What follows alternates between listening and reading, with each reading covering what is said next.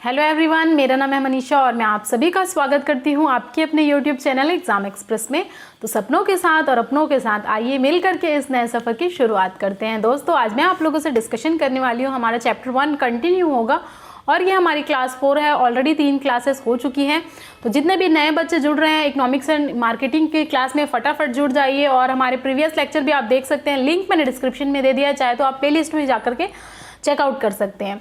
और एक और इन्फॉर्मेशन देनी थी दोस्तों, अगर आप DFCCL के लिए प्रिपरेशन कर रहे हैं तो हमारे कस्टमर रिलेशनशिप मैनेजमेंट CRM के classes and history of Indian railway and DFCCL complete हो चुका है।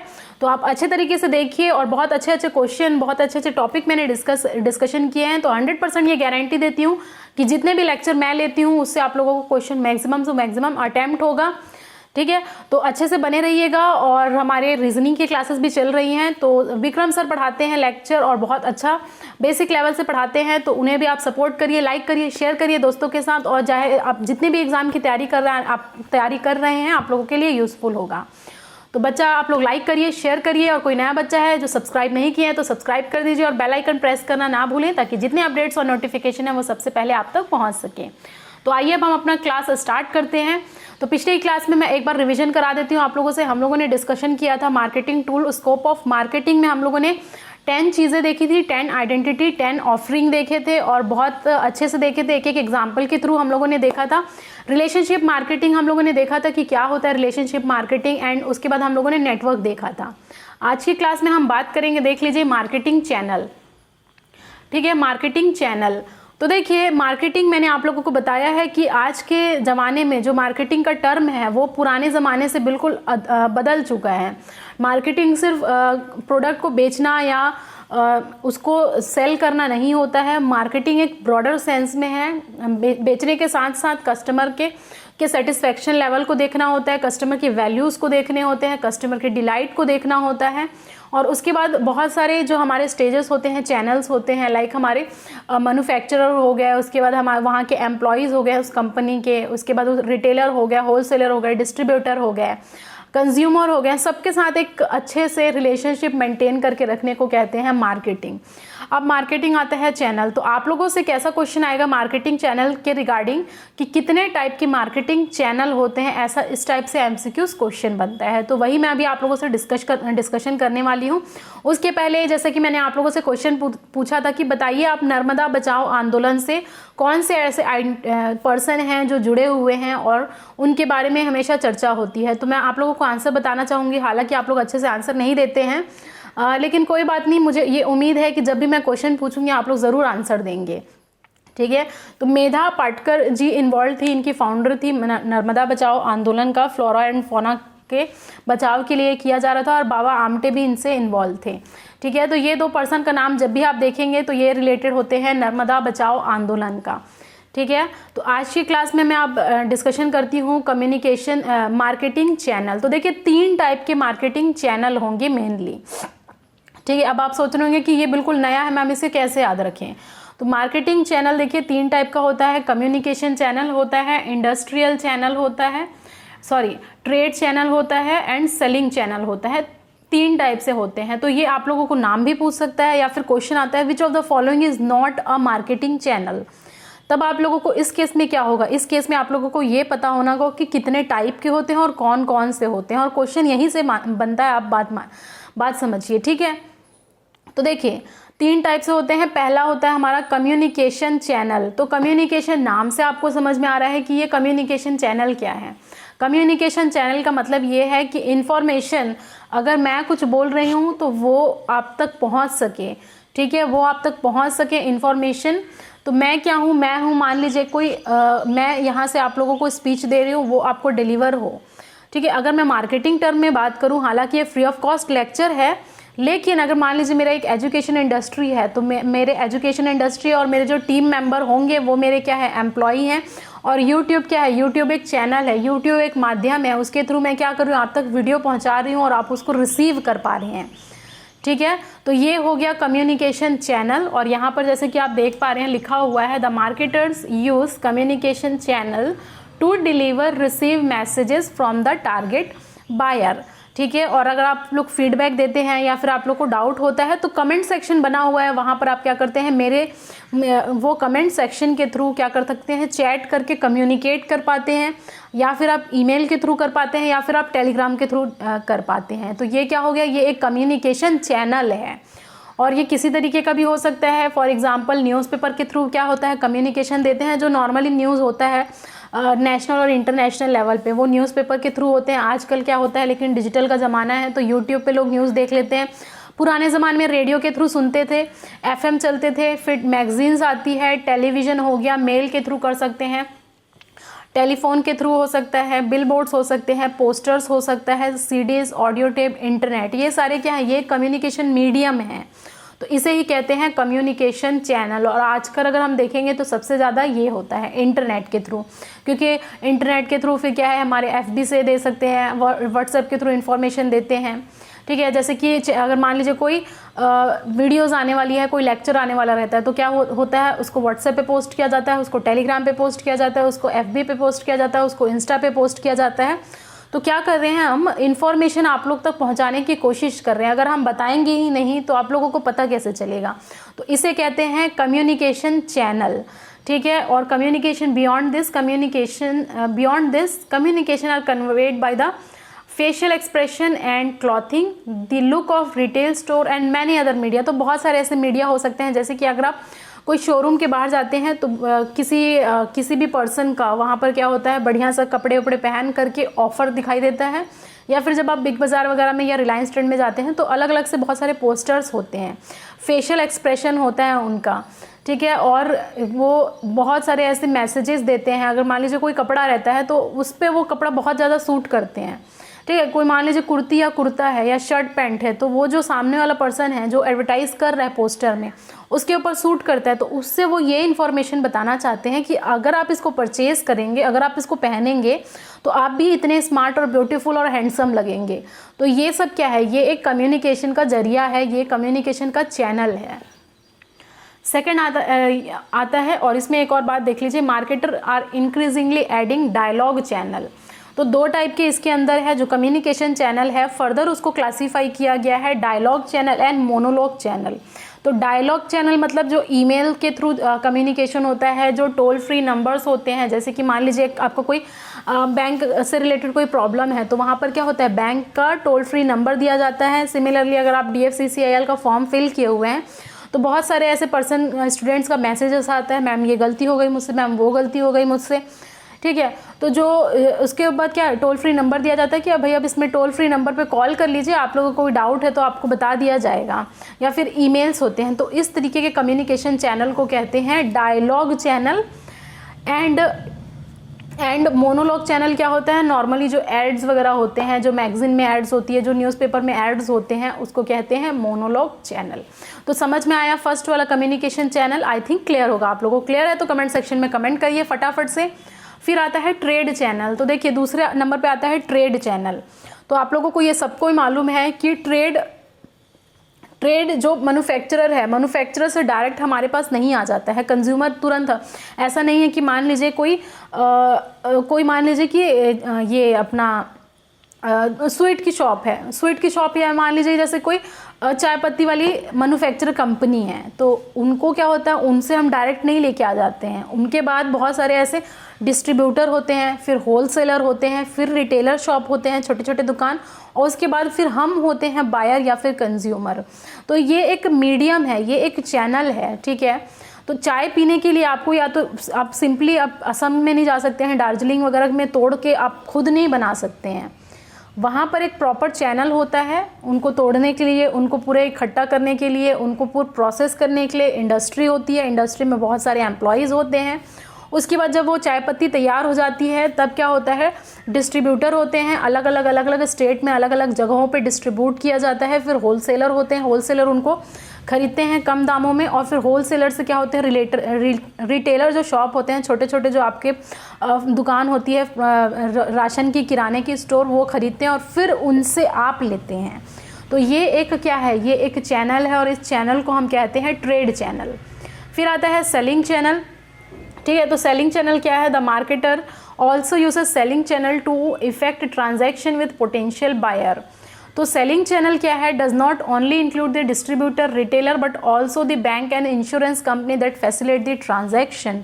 तो सेलिंग कंपनी क्या होती है, सेलिंग कंपनी होती है, इसमें और भी बहुत सारे बैंक वगैरह भी इन्वॉल्व होते हैं, इंश्योरेंस कंपनीज इन्वॉल्व होती है जो कि ट्रांजैक्शन को वो कर पाती है। जैसे फॉर एग्जांपल मान लीजिए आप कोई शॉप में परचेज़ करने गए, ठीक है, मान लीजिए कोई आप राशन की शॉप में परचेज़ करने गए, 4000 का मंथली का राशन लेकर के आए, तो आप क्या कर सकते हैं, ट्रांजैक्शन का बहुत सारा मीडियम हो सकता है, चाहे तो आप कैश दे सकते हैं, कैश दे दिए तो बात वहीं ख़त्म हो गई। लेकिन मान लीजिए आप फ़ोन पे कर रहे हैं, मान लीजिए आप गूगल पे कर रहे हैं, मान लीजिए आप एटीएम कार्ड के थ्रू वहाँ पर पेमेंट कर रहे हैं, तो वो वहाँ पर इन्वॉल्वमेंट हुआ बैंक का, तो इसे कहते हैं सेलिंग चैनल। ठीक है, तो इन सब के इन्वॉल्वमेंट को कहते हैं सेलिंग चैनल। आई होप आप लोग को अच्छे से क्लियर हो रहा होगा अब कितने टाइप के चैनल हैं। तो बेसिकली यहाँ पर हम 3 टाइप के चैनल देखते हैं। अब ये क्या है, सप्लाई चेन है। तो सप्लाई चेन मैंने जैसे बताया आप लोगों को, whereas marketing channel connect the marketer to the target buyer, जो सप्लाई चेन है describes a longer channel stretching from the raw material to the component to the final product that are carried to the final buyer। Supply chain management आप सुने होंगे, जैसा कि मैंने बताया है, मान लीजिए एक एग्जांपल मैंने दिया चाय पत्ती का, तो चाय पत्ती मेनली कहाँ पर ज़्यादा होता है, असम में, दार्जिलिंग वगैरह में जो ये एरिया है, यहाँ पर चाय पत्ती के बागान बहुत सारे होते हैं। तो ऐसा तो नहीं है कि हम डायरेक्ट वहाँ से तोड़ करके सुखा करके चाय बना लिए, ऐसा नहीं होता है। वहाँ पर एक चाय पत्ती की कंपनी होती है, जैसे मान लीजिए टाटा टी की कंपनी है, ठीक है, ताजमहल, वाह ताज, ऐसा वाला आता था एडवर्टाइजमेंट, देखते थे आप सभी लोग। तो वहाँ से वो क्या होते थे, वो रॉ मटेरियल पहले इकट्ठा करते थे, फिर उसको प्रोसेस करते थे, उसके बाद उसको सुखाया जाता है, और बहुत सारे ऐसे प्रोसेस इन्वॉल्व होते हैं उसमें। उसके बाद फिर क्या किया जाता है, डिस्ट्रीब्यूटर के बाद होलसेलर के बाद क्या होता है, रिटेलर, और फिर हम तक पहुँच पाता है। तो इसे कहते हैं सप्लाई चेन मैनेजमेंट। ठीक है, और एग्जांपल अगर मैं दूं तो मान लीजिए कोई लेदर का बैग है, तो लेदर का बैग आपके सामने ऐसे ही तो नहीं आ जाएगा। लेदर के बैग के लिए पहले क्या होगा, लेदर को रॉ मटेरियल लेना पड़ेगा, फिर उसके बहुत सारे ऐसे प्रोसेस होते हैं, टैनिंग होता है, टैनिंग के बाद और फिर उसकी वॉशिंग, बहुत सारे प्रोसेस इन्वॉल्व होते हैं। उसके बाद कहीं जा करके वो लेदर का बैग आप तक पहुँच पाता है, तो इसे कहते हैं सप्लाई चेन मैनेजमेंट। ठीक है, समझ में आया आप सभी लोगों को। फिर आता है कंपटीशन। अब देखिए कंपटीशन तो हर जगह है, ठीक है। कंपटीशन अगर मैं बोलूँ तो DFCCIL में या फिर कोई भी आप पेपर दे रहे होंगे, चाहे वो SSC का हो, चाहे वो बैंक का हो, चाहे वो रेलवे का हो, हर जगह कंपटीशन है। सिमिलरली मार्केटिंग में भी कंपटीशन होते हैं, क्योंकि एक आजकल ऐसा है कि मोनोपोली कहीं पर भी नहीं है, हर जगह कंपटीशन का ज़माना है। चाहे वो आपका कार की कोई शॉप हो, कार की कोई ब्रांड हो, एक दूसरे के कॉम्पिटिटर हर जगह बैठे हुए हैं, और आपके भी कॉम्पिटिटर हैं। अगर आप नहीं पढ़ेंगे तो आपके कॉम्पिटिटर बैठे हुए हैं जो 8 से 10 घंटे पढ़ते हैं, और वो फिर क्या होंगे, वो फाइनल सिलेक्शन लेंगे। ठीक है, और वो फाइनल क्या हो जाएंगे, सिलेक्शन लेंगे, और वो उनका सिलेक्शन हो जाएगा और उनकी सैलरी आएगी, और जो भी उनका सपना था वो पूरा हो जाएगा।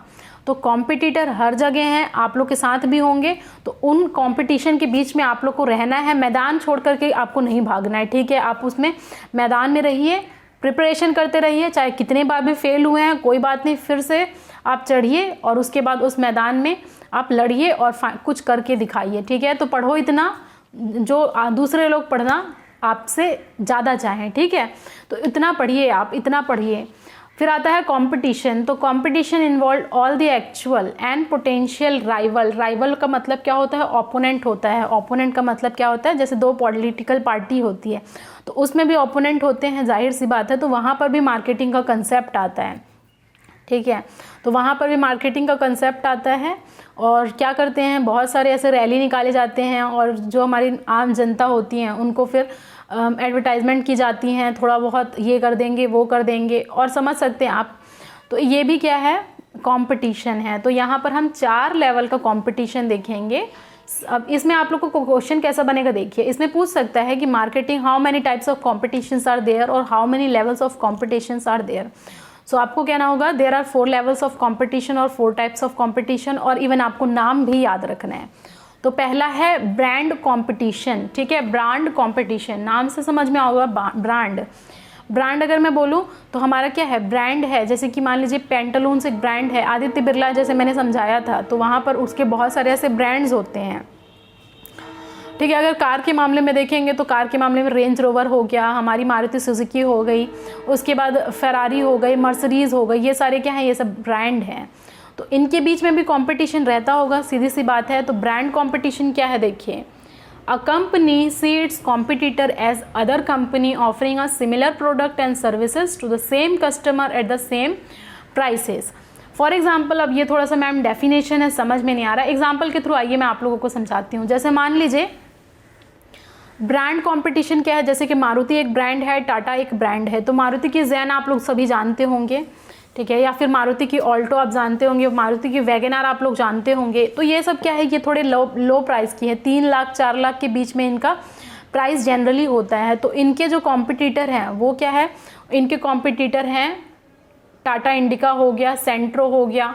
जो मीडियम प्राइस ऑटोमोबाइल हैं उनके साथ ये कंपटीशन लगाएंगे और उनसे जो उनका है लगभग सेम प्राइस रहता है, लेकिन ब्रांड अलग अलग होती हैं, तो इनके बीच में कंपटीशन चलता है, इसे कहते हैं ब्रांड कंपटीशन। ठीक है, समझ में आया। सिमिलरली क्या हो जाता है, अमेजन हो गया, अमेजन बिग बाजार हो गया, रिलायंस ट्रेंड हो गया, मैक्स हो गया, पेंटालून हो गया, ये एक दूसरे के क्या है, कॉम्पिटिटर्स हैं।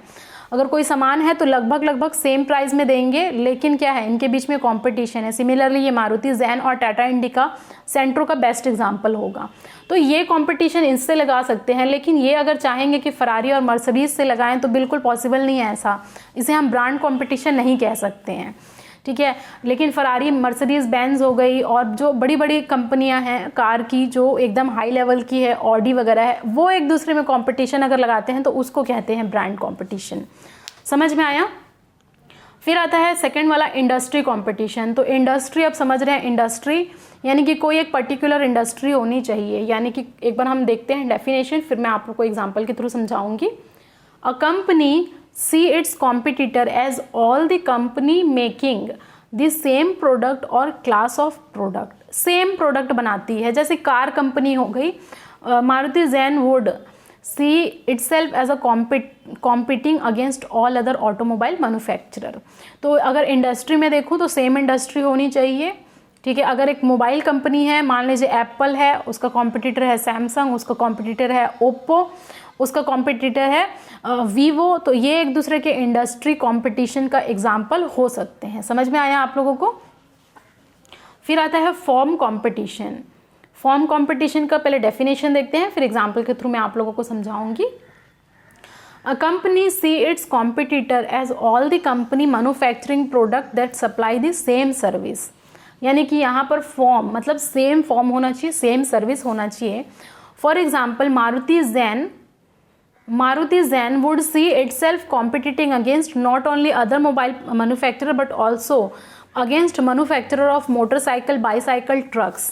देखिए, बाईसाइकिल हो गया, मोटर हो गया, ट्रक्स हो गया, जीप हो गई, कार हो गई, ये सारी क्या है, ये एक ट्रांसपोर्टेशन का जरिया है। एक प्लेस से दूसरी प्लेस जाने के लिए आप लोगों, चाहे तो आप बाईसाइकिल से भी जा सकते हैं, चाहे तो आप मोटरसाइकिल से भी जा सकते हैं, चाहे तो आप ट्रक से जा सकते हैं, बस से जा सकते हैं, कार से जा सकते हैं, ट्रेन से जा सकते हैं। तो ये सब क्या है, सेम सर्विस देते हैं, ट्रांसपोर्टेशन का ये जरिया सेम है इनका। ठीक है, ट्रांसपोर्टेशन का जरिया इनका सेम है। तो ये क्या है, फॉर एग्जांपल मैं अगर आपको देना चाहूँ तो देखिए क्या होता था, जब टाटा नैनो लॉन्च हुई थी तो उसका प्राइस, ठीक है, लगभग करीबन 1 लाख 1.5 लाख था, और एक बाइक का अगर हम देखेंगे तो भी 1 लाख के अप्रॉक्स में बाइक आ जाती है। तो ये अगर एक दूसरे के कॉम्पिटिटर हैं तो इसे हम कहेंगे फॉर्म कंपटीशन। सर्विस एक ही देंगे, आप टाटा नैनो में भी जा सकते हैं, एक जगह पे मान लीजिए 40 किलोमीटर जाना है, 40 किलोमीटर आप एक बाइक से भी जा सकते हैं, लेकिन कंपटीशन कहाँ है, कंपटीशन ये है कि ज़्यादा अच्छा है। अगर आप नैनो में जाएंगे तो ये भी फील होगा कि हम कार में, हम 4 व्हीलर में चल रहे हैं और हमारा काम भी पूरा हो रहा है, तो इसे कहते हैं फॉर्म कंपटीशन। फिर आता है generic competition, the last one. Generic competition का मतलब क्या है, a company see its competitor as all company that compete for the same consumer rupees. ठीक है, मतलब यहाँ पर पैसे की बात आई कि जेनरिक मतलब इन जनरल कोई किसी एक दूसरे का भी कॉम्पिटिटर हो सकता है। Maruti Jain would see itself competing with companies that sell major consumer durables, foreign vacations, new homes. तो ये क्या है, ये एक नॉर्मल सा कंपटीशन है किसी कार कंपनी के साथ किसी किसी कंज्यूमर ड्यूरेबल आइटम का हो सकता है, कुछ भी हो सकता है। तो ये इन जनरल है, इसका नाम जेनरिक कंपटीशन है। तो 4 टाइप का हम लोगों ने देखा, ब्रांड हो गया, उसके बाद कौन सा था एक बार देख लीजिए, इंडस्ट्रियल कंपटीशन हो गया, फॉर्म कंपटीशन हो गया, एंड देन जेनरिक कंपटीशन हो गया। तो ये 4 टाइप के हो गए, ठीक है, समझ में आया। अब आता है the most important term marketing management, और यहाँ से हम लोग जो मार्केटिंग मिक्स आप सुने होंगे जिसमें 4P इन्वॉल्व होता है, जो मैं CRM में भी डिस्कस की थी, यहाँ पर मैं और अच्छे तरीके से डिस्कस करूँगी मार्केटिंग मिक्स का। तो मार्केटिंग मैनेजमेंट क्या है, वही चीज़ है मैंने बताया आप लोगों को, टारगेट कस्टमर को टारगेट करना, प्रॉफिट को देखना, उसके बाद कस्टमर के सेटिस्फैक्शन को देखना, कस्टमर की वैल्यूज़ को देखना। तो जब ये पूरे एक सेंस में ये मैनेजमेंट को ही कहते हैं मार्केटिंग मैनेजमेंट। अब आइए देख लेते हैं एक बार डेफिनेशन फटाफट, क्योंकि पूछा जा सकता है आप लोगों के क्वेश्चन में, आप लोगों के एग्जाम में। तो ये हो गया, marketing management can be defined as a art and science of choosing target market and building profitable relationship with them. इसको कहते हैं मार्केट, ठीक है। तो पुराने ज़माने के क्या होता था, बेच देते थे और अपना काम ख़त्म हो जाता था, ठीक है। जितने पैसे आए जैसे कि बहुत सारी चीज़ें सेल्स पर्सन आते हैं, ठीक है, जो घूमते घूमते बेच जाते हैं सामान को, ठीक है। तो मान लीजिए जैसे चावल वगैरह, राइस वगैरह भी पहले के ज़माने में आते थे घर घर बेचने के लिए, या फिर कोई प्रोडक्ट हो गया तो लोग खरीदते भी थे, लेकिन उसके बाद ये नहीं पता चलता था कि उसका सेटिस्फैक्शन, कंज्यूमर सेटिस्फाई हुआ कि नहीं, दोबारा वो हमसे खरीदेगा कि नहीं। तो ऐसा मोस्ट ऑफ द टाइम होता है कि हम दोबारा नहीं खरीदते हैं, क्योंकि वो प्रोडक्ट ही इतना बेकार होता है। तो उसे कहते हैं बेचना, सेलिंग करना। लेकिन आज के ज़माने में अगर ऐसा कोई करता है तो वो फेल हो जाएगा।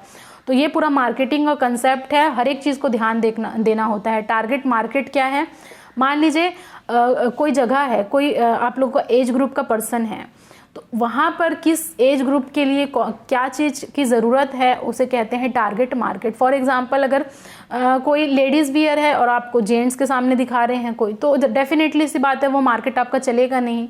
तो जो जहाँ पर मार्केट चलने वाला है वहाँ पर अगर प्रोडक्ट या सर्विस को लेकर के आएंगे तो ये प्रॉफिट बनेगा। तो इसे कहते हैं profitable relationship. This involve obtaining, retaining, developing customer through creating, delivering and communicating superior customer value। तो ये सब मार्केटिंग जो है, मार्केटिंग मैनेजमेंट, वो हमेशा साथ साथ चलता है कस्टमर रिलेशनशिप मैनेजमेंट के, ठीक है। इसीलिए ये दोनों टर्म को एक साथ रखा गया है, economics marketing and customer relationship management, ठीक है।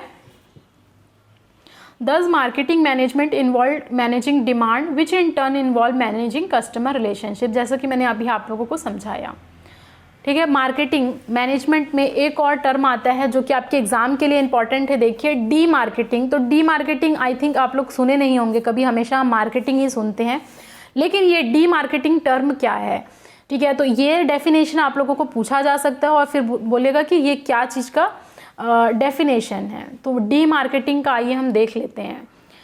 Marketing to reduced demand temporarily और permanently, the aim is not to destroy demand but only to reduce और शिफ्ट इट। फॉर एग्जाम्पल, किसी भी डिमांड को टेम्पररी या फिर परमानेंटली बंद कर देना, उसका ये मतलब नहीं है कि उसको डिस्ट्रॉय कर दिए डिमांड को, बस क्या करते हैं, शिफ्ट कर देते हैं या फिर उसको कम कर देते हैं। अगर मैं नॉर्मली अगर एग्जांपल बात करूं तो जैसे कि क्या करते हैं, रेनी सीजन में सबसे ज़्यादा डिमांड किसका होता है, रेनकोट का होता है, अम्ब्रेला का होता है, ठीक है। तो उसके बाद अगर जब वो रेनी सीजन ख़त्म हो जाता है तो क्या करते हैं, डिमांड कम हो जाती है, तो उसको क्या करना होता है, इसको कहते हैं हम डी मार्केटिंग। डिमांड का कम होना या फिर उसको रिड्यूस कर देना, शिफ्ट कर देना, ठीक है। मान लीजिए आप गर्मी के सीज़न में आप रेनकोट बेच रहे हैं या फिर अम्ब्रेला बेच रहे हैं, खैर अम्ब्रेला तो काम आ जाएगा, लेकिन रेनकोट कौन खरीदेगा, कोई नहीं खरीदेगा।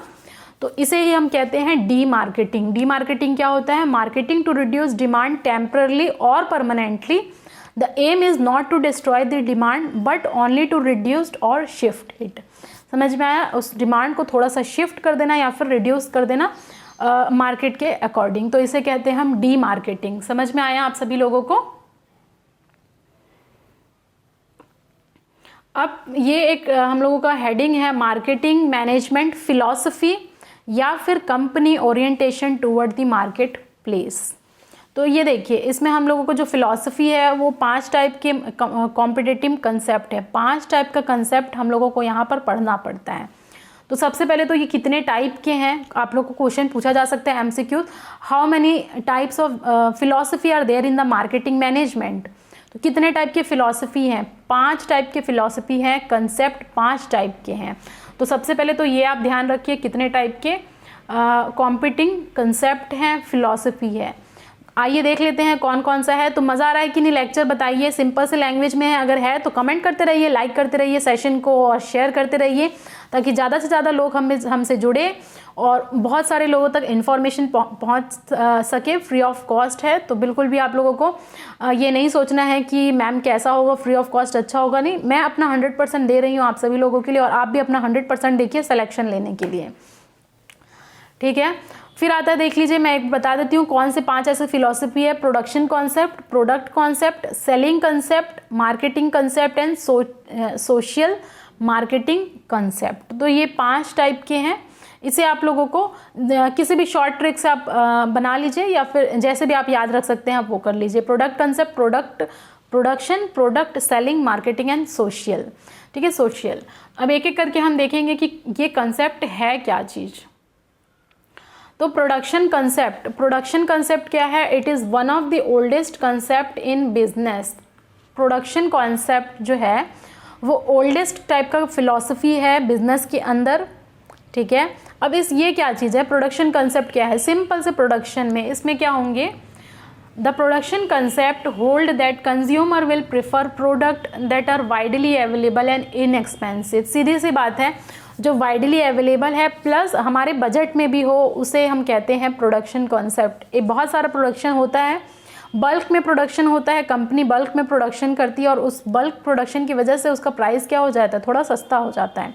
तो मेनली कंज्यूमर अगर इस टाइप के प्रोडक्ट को प्रेफर करते हैं which are widely available plus inexpensive, इसे कहते हैं प्रोडक्शन कॉन्सेप्ट। मान लीजिए कंज्यूमर को ज़रूरत है और वो चीज़ अवेलेबल ही ना हो, तो इसे क्या हम प्रोडक्शन कंसेप्ट कहेंगे? नहीं, बिल्कुल नहीं कहेंगे। अवेलेबल भी होना चाहिए। और मान लीजिए कोई प्रोडक्ट अवेलेबल तो बहुत ज़्यादा है लेकिन उसका आम जनता के लिए प्राइस बहुत ज़्यादा है, तो वो क्या हो जाएगा, वो हमारे ये प्रोडक्शन कंसेप्ट के अंदर नहीं आएगा। तो इसे कहते हैं इनएक्सपेंसिव। एग्जाम्पल आप समझ सकते हैं, कोई भी आप एग्जाम्पल ले लीजिए प्रोडक्शन कंसेप्ट के हिसाब से, जो मार्केट में ईजिली अवेलेबल है और चीप भी है, ठीक है। तो ये हो गया, जैसे कि मान लीजिए नोकिया का फ़ोन वगैरह पहले आता था तो बहुत बल्क में आता था और अवेलेबल भी होता था पहले के ज़माने में और इनएक्सपेंसिव भी होता था। तो ये एक छोटा एग्जांपल है, आप अपने अकॉर्डिंग और भी एग्जांपल इसमें फिट बैठा लीजिए। देख लीजिए फिर ये टेक्निकल डेफिनेशन जैसा कि मैं देखती हूँ। और अगर आप बुक्स पढ़ना चाहते हैं, आप कोई बच्चा मुझसे पूछ रहा था कि मैम बुक कौन सा पढ़ें, तो देखिए बुक पढ़ने की रिक्वायरमेंट नहीं है आप लोगों को। मैं ऐसे लेक्चर बनाती हूँ, भले मुझे थोड़ा सा टाइम लगता है लेकिन ऐसे लेक्चर बनाती हूँ कि आप लोगों को बुक पढ़ के ही मैं पढ़ाती हूँ, और ताकि आप लोगों को और बुक पढ़ने की ज़रूरत ना पड़े। क्योंकि ये सब सब्जेक्ट ऐसे हैं, customer relationship management, economics and marketing, इससे अगर आप बुक पढ़ेंगे तो बस बुक पढ़ते ही रह जाएंगे, आपका पेपर भी निकल जाएगा, ठीक है। बहुत सारा 500 600 की पेजेस की बुक होती है, अगर आप उसको पढ़ेंगे तो ना आप एप्टीट्यूड सॉल्व कर पाएंगे, ना आप रीजनिंग सॉल्व कर पाएंगे, ना आप जीएस जीके। तो एप्टीट्यूड, रीजनिंग, जीएस जीके सबका प्रैक्टिस करिए और इसके लेक्चर आप अपने अच्छे से देखिए, पीडीएफ पढ़िए, उसको रिवाइज करिए, मोर देन सफिशिएंट होगा। ये 100% मेरे तरफ से गारंटी है, ठीक है। समझ में आया? प्रोडक्शन कंसेप्ट जैसे कि मैंने अभी आप लोगों को बताया, the philosophy that consumer will favour product that are easily available and highly affordable and that management should therefore focus on improving the production and distribution efficiency। सीधी सी बात है, जो हाईली अवेलेबल हो प्लस हाईली अफोर्डेबल हो, afford हो, उसको हम कहते हैं प्रोडक्शन कॉन्सेप्ट, ठीक है। यहाँ तक समझ में आया? फिर आता है हमारा प्रोडक्ट कंसेप्ट, जो सेकंड नंबर का हमारा था कंसेप्ट या फिर फिलॉसफी, वो है प्रोडक्ट कंसेप्ट। आइए देख लेते हैं क्या होता है। नाम से आप वैसे समझ गए होंगे प्रोडक्ट कंसेप्ट। मेनली क्वालिटी और परफॉर्मेंस प्रोडक्ट को देखते हुए चलना है। The idea that consumer will favor the product that offer most quality, performance and feature, and that organization therefore devotes its energy to making the continuous product improvement। तो हमेशा देखना है कि कस्टमर या फिर आम जनता के अकॉर्डिंग जो आपका प्रोडक्ट परचेज करते हैं उसके अकॉर्डिंग वो प्रोडक्ट है कि नहीं, क्वालिटी है कि नहीं, परफॉर्मेंस दे रहा है कि नहीं, और अगर नहीं दे रहा है तो उसका कुछ मॉडिफाई वर्जन लेकर के आइए, कुछ उसमें इम्प्रूवमेंट करिए, ठीक है। तो ऐसा ही मोबाइल का क्या होता है, बहुत सारे वर्जन इंप्रूव होते जाते हैं। पहले क्या होता है, थोड़ा सा लो मॉडल का आता है, फिर देखते हैं कि अरे आम जनता में ये और रिक्वायरमेंट पड़ रही है और हमारे कॉम्पिटिटर और अच्छा परफॉर्म कर रहे हैं, तो फिर एक नया वर्जन आता है, फिर एक नया वर्जन आता है, फिर एक नया वर्जन आता है। ठीक है, तो ज़रूरत के हिसाब से कंटिन्यूस इम्प्रूवमेंट करना होता था। तो वैसे ही लैपटॉप के या कंप्यूटर के मामले में भी होता था। प्रोसेसर क्या होता है, up to day by day update होते जा रहा है। पहले क्या होता था, क्वाड कोर वाला, डुअल कोर वाला आता था। तो ये सब देखिए कि ह्यूमन जो रिक्वायरमेंट है उसके अकॉर्डिंग में नहीं है। तो फिर धीरे धीरे क्या हो रहा है, प्रोसेसर आते जा रहा है, i3, i5, i7 प्रोसेसर बढ़ाते जाते हैं। तो अगर बढ़ाते हैं तो ये प्रोडक्ट कंसेप्ट के अंदर आता है और ऐसा करना चाहिए ऑर्गेनाइजेशन को। ठीक है, समझ में आया। फिर सेलिंग कंसेप्ट है, तो सेलिंग कंसेप्ट मैं आप लोगों को बताऊंगी, लेकिन उसके पहले मैं आप लोगों को प्रोडक्ट कंसेप्ट के बारे में थोड़ा और चीज़ बताना चाहती हूँ। देखिए, जो सेकंड नंबर पे हमारा आया था प्रोडक्ट कंसेप्ट, तो मैंने बताया कि प्रोडक्ट पे ध्यान देना चाहिए कंटिन्यूस इम्प्रूवमेंट के लिए, उसका फ्यूचर में जा करके, यानी कि दूरदर्शी जिसे हम कहते हैं कि आने वाले 4 या 5 सालों में ये प्रोडक्ट कैसे काम करेगा और उसके बाद भी उसका इम्प्रूवमेंट करना है। अगर नहीं करते हैं तो यहाँ से एक टर्म निकल करके आता है market myopia. So the product concept can lead to market myopia, marketing myopia. यहाँ से एक बहुत इंपॉर्टेंट टर्मिनोलॉजी है, तो आई थिंक आप इसको आपको मार्क करना चाहिए, इंपॉर्टेंट, मार्केटिंग मायोपिया। अब अगर मैं नॉर्मल से, जैसे कि आई का हम पढ़ते हैं, तो आंखों का ये हमारे क्या होती है, मायोपिया होता है कई लोगों को। मायोपिया का मतलब क्या होता है, निकट दृष्टि दोष, हिंदी में इसे यही कहते हैं आई थिंक। तो निकट दृष्टि दोष मतलब क्या है कि हम पास का देख पाते हैं, दूर का हमें नहीं दिखता है। ठीक है, दूर का हमें नहीं दिखता है, हम पास का देख पाते हैं, इसे कहते हैं मायोपिया। यानी कि दूर का आप नहीं देख पा रहे हैं, पास का बस देख पा रहे हैं। तो सिमिलरली मार्केटिंग में भी ये टर्म को कहते हैं मार्केटिंग मायोपिया। समझ में आया। और इसे आप मुझे कमेंट सेक्शन में फटाफट कमेंट करके बताने वाले हैं। जनरल साइंस का क्वेश्चन है कि जब आईज का हम लोगों का ये मायोपिया होता है तो उसको करेक्ट करने के लिए कौन सा लेंस की ज़रूरत पड़ती है, प्लीज़ आप मुझे कमेंट करके बताइए, और जिसका आंसर आएगा फिर मैं आप लोगों को लेकर के आऊँगी। ठीक है, आप लोगों का नाम लेकर के आऊँगी और आप लोग को खुशी होगी। तो मार्केटिंग मायोपिया क्या चीज़ है देख लीजिए। मार्केटिंग मायोपिया ये जो नामक व्यक्ति हैं थियोडोर लेविट, इनका नाम आपको याद रखना है। पूछ सकता है कि मार्केटिंग मायोपिया का कंसेप्ट किसने लाया था, तो इन्होंने लाया था इन हार्वर्ड बिजनेस रिव्यू। एक आर्टिकल में इन्होंने ये छपवाया था कि it is a short sighted and inward looking approach to marketing which focuses on fulfillment of immediate need of the company rather than focusing on marketing from consumer point of view से, यानी कि दूर का देखते नहीं है कि आने वाले जो 5-6 सालों या 10 साल में है, क्योंकि इतना एडवांसमेंट हो रहा है, तो ये प्रोडक्ट सिर्फ आज के ज़माने में काम करेगा और उस 4 से 5 साल में काम नहीं करेगा। तो इसे कहते हैं marketing myopia. Mainly focuses on the immediate need of the company, not on the future plan. तो इसे कहते हैं marketing myopia. When a company focuses more on sell on marketing और consumer needs then when it's marketing myopia strikes in. ठीक है, तो marketing myopia is a situation when a company has a narrow minded marketing approach. Narrow minded होते हैं, it focuses mainly on one aspect out of many possible attribute. Example अभी जब मैं आप लोगों को दूंगी तब समझ में आया कि ये मार्केटिंग मायोपिया क्या चीज़ है। मतलब कोई भी इम्प्रूवमेंट नहीं करना आने वाले ज़माने के लिए। Marketing myopia strikes in when short term marketing goals are given more importance than long term goals. ठीक है, मतलब शॉर्ट टर्म मार्केटिंग गोल्स पे ज़्यादा ध्यान दिया जाता है। आने वाले ज़माने में आने वाले लॉन्ग टर्म्स जैसे कि कस्टमर बनेंगे कि नहीं, लाइफ टाइम रहेंगे कि नहीं, ये सब चीज़ों पे ध्यान नहीं दिया जाता है।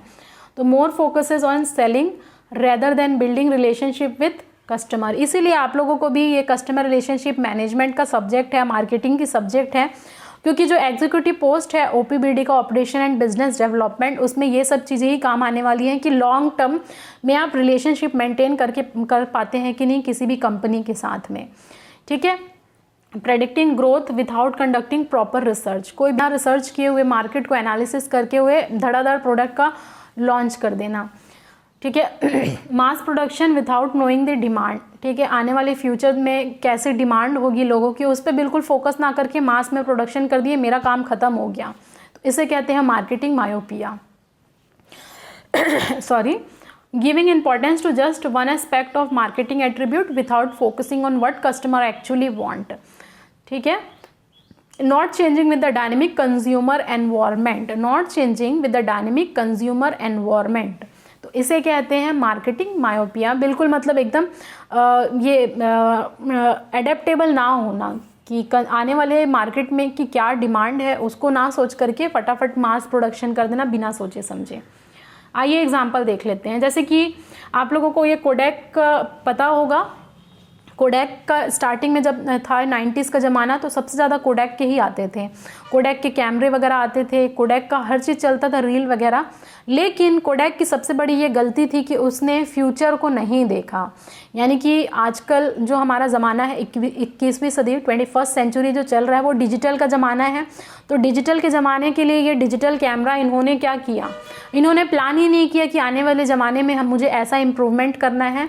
तो यहीं पर आता है मार्केटिंग मायोपिया। तो अगर ये देखते हैं तो कहीं और रहते हैं। और आजकल जो देखेंगे क्या होता है, कैनन के कैमरे आते हैं, सोनी के कैमरे आते हैं, बहुत अच्छे अच्छे डिजिटल कैमरे ऐसे आते हैं, लेकिन कोडेक कहीं भी एग्जिस्ट नहीं करता है। तो इसे कहते हैं मार्केटिंग मायोपिया। फॉर एग्जांपल अगर नोकिया का भी हम देखें तो नोकिया जो 90s का ज़माना था, जब स्टार्टिंग में मोबाइल फ़ोन लॉन्च हुआ था तब बहुत अच्छा मार्केट था, बहुत ही बेहतरीन उसका मार्केट था, उसकी मोनोपोली थी और ज़्यादा कोई आता ही नहीं था। लेकिन उन्होंने ये प्रेडिक्ट नहीं किया कि आने वाले ज़माने में फ्यूचर में इनका एंड्रॉयड का और iOS का ऑपरेटिंग सिस्टम होना चाहिए। अगर ये ऐसा करते तो आज का जो ज़माना था नोकिया का होता, बट नहीं है। नोकिया का सैमसंग, एप्पल, वीवो, ओप्पो ये सब का भी ज़माना है। और भी जो है 10 साल बाद 20 साल बाद ये सब कंपनी जैसे सैमसंग है, जैसे ओप्पो है, इनको दूरदर्शी दूर के बारे में सोचना होगा। और ठीक है, तो ये सारे एग्जाम्पल हो गए आप लोगों के मार्केटिंग मायोपिया के। जैसे याहू वगैरह है, तो पहले जब होता था 90s में याहू बहुत ज़्यादा यूज़ होता था एज अ सर्च इंजन। लेकिन गूगल जब आया तो वो लूज़ हो गया, क्योंकि बहुत सारे ऐसे गूगल के सर्विसेज हैं जो याहू को फेल कर दिए हैं। तो ये सब क्या है, ये सब मार्केटिंग मायोपिया के एग्जाम्पल। आई थिंक ये आप लोगों को बहुत अच्छे से क्लियर होगा। अगर क्लियर है तो कमेंट सेक्शन में कमेंट करके फटाफट बताइए। फिर आता है हमारा मार्केटिंग कंसेप्ट। तो जैसे एक सेलिंग कंसेप्ट होता है, एक मार्केटिंग कंसेप्ट होता है, दोनों डिफरेंट होते हैं। ठीक है, और मार्केटिंग कंसेप्ट मैंने बता दिया। मार्केटिंग का मेनली क्या होता है, सेटिस्फैक्शन, नीड्स और वांट एफिशिएंटली उसको कस्टमर को सेटिस्फाई करना, ये होता है मार्केटिंग कंसेप्ट। ठीक है, और जो सेलिंग कंसेप्ट होता है वो इंटरनल होता है। फॉर एग्जांपल यहाँ पर आप देखिए, पहले ये जो डायग्राम दिख रहा है ये जो डायग्राम दिख रहा है, फर्स्ट वाला है सेलिंग कंसेप्ट एंड दूसरा वाला है मार्केटिंग कंसेप्ट। सेलिंग कंसेप्ट का मतलब क्या है, ये मेनली क्या होते हैं, एक फैक्ट्री है, एक इंडस्ट्री है, वो फोकसिंग करता है जो प्रोडक्ट है, प्रोडक्ट के बाद उसका क्या कर दिए, बेच दिए, प्रमोट थोड़ा बहुत कर दिए, और उससे जो पैसा आया वो क्या कर दिए, प्रॉफिट उन्होंने कमा लिया। तो सेलिंग यहाँ पर ख़त्म हो गया। लेकिन मार्केटिंग क्या होता है, मार्केटिंग पहले मार्केट को एनालाइज करना होता है, कस्टमर के नीड को देखना होता है कि कस्टमर की नीड कहाँ है, मार्केट को टारगेट करना होता है। उसके बाद इंटीग्रेटेड मार्केटिंग है, बहुत सारे ऐसे मार्केटिंग एक साथ में एनालिसिस करना होता है। ठीक है, और उसके बाद फिर प्रॉफिट कमाना होता है थ्रू कस्टमर सेटिस्फैक्शन। जैसे कि मैंने एक एग्जांपल दिया था मार्केटिंग की, जब हम देख रहे थे CRM की क्लासेस, तो जैसे आप डीमार्ट वगैरह जाएंगे या फिर आप कोई भी ऐसे उसमें मॉल में जाएंगे जहाँ ग्रॉसरी आइटम वगैरह होता है, तो हेल्थ, अगर आप मान लीजिए आपका कोई बहुत हेल्थ कॉन्शियस है, तो जो हेल्थ कॉन्शियस प्रोडक्ट हैं वो जानबूझकर एक पास में ही रखते हैं। ठीक है, आपस में एक पास रखते हैं। जैसे कि आप ओट्स पसंद करते हैं, हेल्थ कॉन्शियस है, उसके बगल में ग्रीन टी होगा, उसके बगल में और कोई प्रोटीन वाला प्रोडक्ट होगा, यानी कि एक पास में रखते हैं। इसे कहते हैं इंटीग्रेटेड मार्केटिंग और मार्केटिंग कंसेप्ट, ताकि उसे इधर उधर जाना ना पड़े। और फिर ये होता है मेनली फोकस कस्टमर सेटिस्फैक्शन में। लेकिन सेलिंग का मतलब बेचना होता है, प्रॉफिट कमाना, और बात वहीं ख़त्म, दूरदर्शी नहीं होते हैं वो। इसीलिए इसे सेलिंग कंसेप्ट को कहते हैं इनसाइड पर्सपेक्टिव। मेनली क्या है, it start with the factory, focuses on the company existing product, call for heavy selling and promotion to obtain the profitable sale. It mainly focuses on the customer getting short term sale with little concern about who buys or why. तो ये नहीं सोचते कि वो क्यों खरीद रहा है या आने वाले ज़माने में उसकी क्या रिक्वायरमेंट होगी, तो इतना ज़्यादा ये नहीं सोचते। इसीलिए इसको कहते हैं इनसाइड पर्सपेक्टिव, लेकिन जो मार्केटिंग कंसेप्ट है वो आउटसाइड पर्सपेक्टिव है। It defined with a well defined market, focuses on the customer need, coordinate all the marketing activity affecting customer and making profit by creating customer relationship based on the customer value and satisfaction। समझ में आया? तो ये हमारा पूरा क्या है, marketing and selling का कंसेप्ट था। अब लास्ट में आता है सोशल मार्केटिंग कंसेप्ट। तो सोशल मार्केटिंग कंसेप्ट ये सबसे न्यूएस्ट है। तो अगर आप लोगों को पूछता है सबसे ओल्डेस्ट कौन सा है, तो प्रोडक्शन कॉन्सेप्ट है। सबसे न्यूएस्ट कौन सा है, तो सबसे न्यूएस्ट है सोशल मार्केटिंग कंसेप्ट है। अब इसमें आप लोगों को समझ में आ रहा है सोशल यानी कि कस्टमर के साथ साथ उसके सोसाइटी को भी देखना है, आसपास के लोगों को भी देखना है, इन्वायरमेंट को देखना है, सोसाइटी को, सबको देखते हुए चलना है, ह्यूमन वेलफेयर को। तो ऐसा प्रोडक्ट, ऐसा चीज़ लॉन्च करना है जो कस्टमर को सेटिस्फाई करे ही साथ साथ में वहाँ के ह्यूमन वेलफेयर भी हो और एनवायरनमेंट और वहाँ के सोसाइटी को भी देखना है।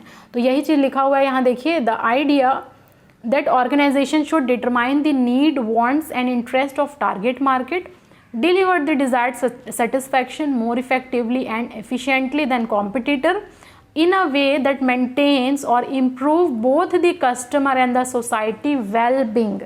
मतलब कस्टमर को भी और सोसाइटी को भी। तो इसमें ये 3 ट्राइंगल आप लोगों को दिख रहा है। तो इसमें क्वेश्चन पूछा जा सकता है कि ये ट्राइंगल का कंसेप्ट कौन से इसमें कंसेप्ट में है। तो ये सोशल मार्केटिंग कंसेप्ट है। सोसाइटी को देखना है, ह्यूमन वेलफेयर को, कंपनी के प्रॉफिट को भी देखना है एंड कंज्यूमर के वांट या सेटिस्फैक्शन को भी देखना है। ठीक है, तो जैसे कि मान लीजिए कोल इंडिया लिमिटेड कोई कंपनी है, कोल की, आपको पता है महारत्न कंपनी है और उसमें मेरा सिलेक्शन हुआ है। तो उसमें क्या है, वो अपने कंपनी के प्रॉफिट भी देखते हैं, साथ ही साथ एनवायरनमेंट और ह्यूमन वेलफेयर, आसपास के उनका एनवायरनमेंट को भी देखना है, पीपल उससे कौन अफेक्ट हो रहा है कौन नहीं हो रहा है ये भी देखना है, और उसके बाद उनके जो कंज्यूमर है वो सेटिस्फाई हो रहे हैं कि नहीं ये भी देखना है। तो ये एक बेस्ट एग्जांपल हो सकता है, ट्राइंगल इसका शेप है। समझ में आया आप सभी लोगों को? तो ये हम लोगों का आज का पूरा लेक्चर यहाँ पर खत्म हुआ। पूरा मार्केटिंग कंसेप्ट है। नेक्स्ट क्लास में हम लोगों ने और देखेंगे कि मार्केटिंग मैनेजमेंट के अंदर फिर मार्केटिंग मिक्स क्या होता है, 4 P's क्या होते हैं और सारा कंसेप्ट देखेंगे। तो आई थिंक ये आप लोगों को अच्छे तरीके से क्लियर हो चुका है, और अगर क्लियर हुआ तो कमेंट सेक्शन में कमेंट करिए। बाकी लेक्चर भी अच्छे से देखिए और एक एक चीज़ अगर आप पढ़ेंगे तो डेफिनेटली आप लोगों से मार्केटिंग के क्वेश्चन बन जाएंगे। तो इतनी मैं अगर कॉन्फिडेंट हूँ तो इतना कॉन्फिडेंस आपके अंदर भी आप लोगों को होनी चाहिए। तो अच्छे से देखिए लेक्चर, पूरा नोट्स प्रिपेयर करते हुए चलिए और लाइक करते हुए चलिए, शेयर करते हुए चलिए और कमेंट करिए, सब्सक्राइब कर दीजिए। Thank you very much. मिलते हैं हमारे नेक्स्ट वीडियो में।